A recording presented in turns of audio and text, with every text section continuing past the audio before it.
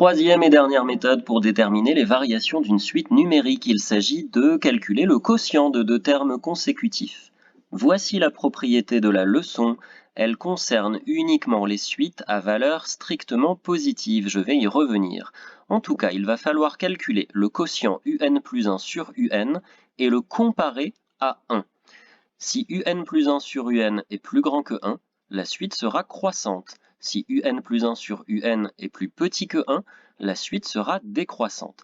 Mais attention, j'insiste, ceci ne concerne que les suites à valeur strictement positive. Partons de ce quotient-là que nous allons calculer. J'aimerais bien dire que un plus 1 sur un plus grand que 1 correspond à une suite croissante. Je vais donc choisir un terme un strictement positif comme l'impose le cadre de cette propriété, et je multiplie des deux côtés de l'inégalité par ce terme un. Les un se simplifient là, à gauche de l'inégalité, et j'obtiens donc un plus 1 plus grand que un. C'est bien la définition d'une suite strictement croissante, à condition que ce soit vrai pour tout n. Alors je reviens à cette inégalité-là, j'ai bien multiplié des deux côtés par quelque chose de positif. Si jamais j'avais à un moment donné un terme un qui lui est négatif, eh bien je serais donc en train de multiplier des deux côtés de l'inégalité par le même nombre négatif. Et ça, tu dois savoir que ça change le sens de l'inégalité, et ainsi, en simplifiant par un à gauche, on obtiendrait un plus 1 plus petit que un, et on n'a pas du tout une suite croissante, malgré le quotient un plus 1 sur un qui lui est plus grand que 1. Donc pour pas qu'on soit perdu dans cette propriété-là, on impose d'avoir toujours des suites à terme strictement positifs. En plus, comme on est en train de diviser par un, le un n'a pas le droit d'être nul, d'où un renforcement du strictement positif. Et voici un exemple d'application. Je te demande de déterminer les variations de la suite U définie comme ça. Explicitement, un est égal à 8 puissance n sur 7 puissance n facteur de n plus 1. Pour savoir ce qu'on va devoir démontrer, il est toujours utile de construire le nuage de points sur la calculatrice. Alors c'est un peu particulier cette fois, on a une suite qui semble d'abord être décroissante, et puis vers, je sais pas, entre 6 et 8, là, on dirait qu'elle redevient strictement croissante. Donc peut-être que celle-ci, on arrivera à montrer qu'elle est strictement croissante à partir d'un certain rang qu'il nous faudra déterminer. Eh bien allons-y, appliquons la méthode, soit un antinaturel n positif. Nous allons calculer le quotient un plus 1 sur un, mais attention, il faut préciser que la suite un est à terme strictement positif. On en est sûr, puisque un s'est formé avec uniquement des puissances de 8 au numérateur, des puissances de 7 au dénominateur, un facteur n plus 1 qui lui est strictement positif. Il n'y a que du positif là-dedans, on ne peut jamais avoir 0 pour un, c'est impossible. Même si on prend n égale 0, 8 puissance n, 7 puissance n, ça fait 1.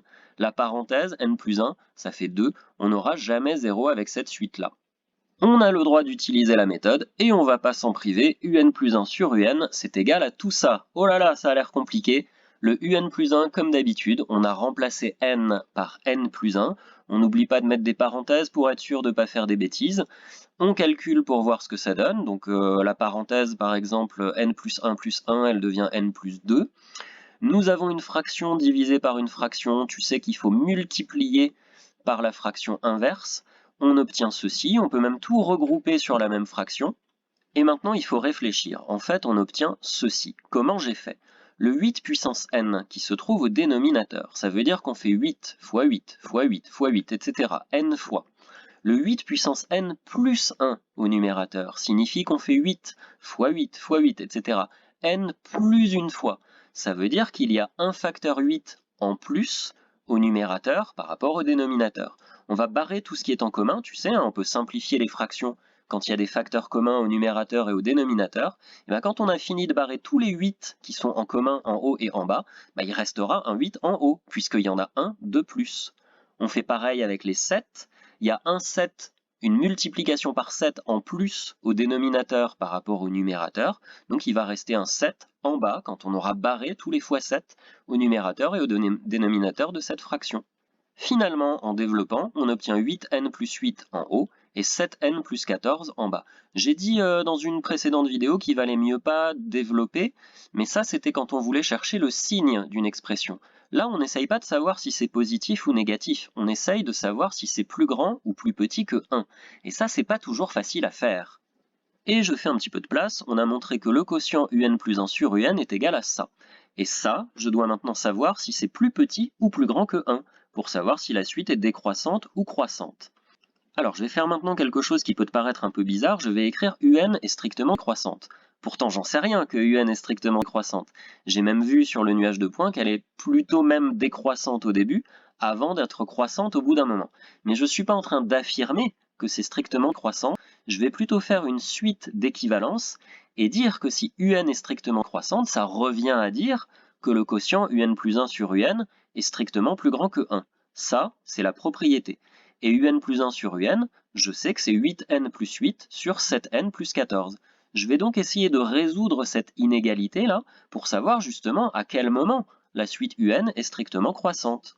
Pour ceci, on va multiplier par le facteur 7n plus 14 à gauche et à droite de l'inégalité. Attention, 7n plus 14, c'est strictement positif.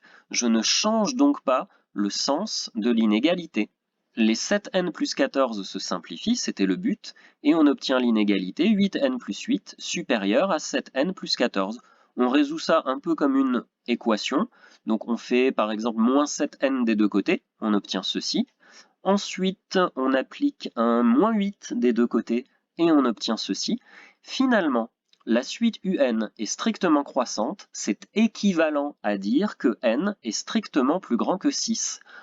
En fait, on vient donc de montrer que la suite un est strictement croissante à partir de n égale 7. Puisqu'il faut que n soit strictement plus grand que 6, ça veut dire que c'est à partir de n égale 7. Et je reviens au nuage de points où j'ai zoomé un peu pour qu'on voit mieux. Effectivement, voici les termes U6 et U7. U6 et U7, on pourrait le vérifier par le calcul, en fait, ils sont égaux. Donc, c'est pas à partir de 6. Si on veut que la suite soit strictement croissante, c'est bien à partir de n égale 7, comme on l'a dit précédemment. Si n doit être strictement plus grand que 6, ça veut dire que c'est à partir de 7. Une dernière chose, quand les suites comme ça sont formées à partir de produits et de quotients, il vaut mieux utiliser la méthode 3. Généralement, ça marche bien.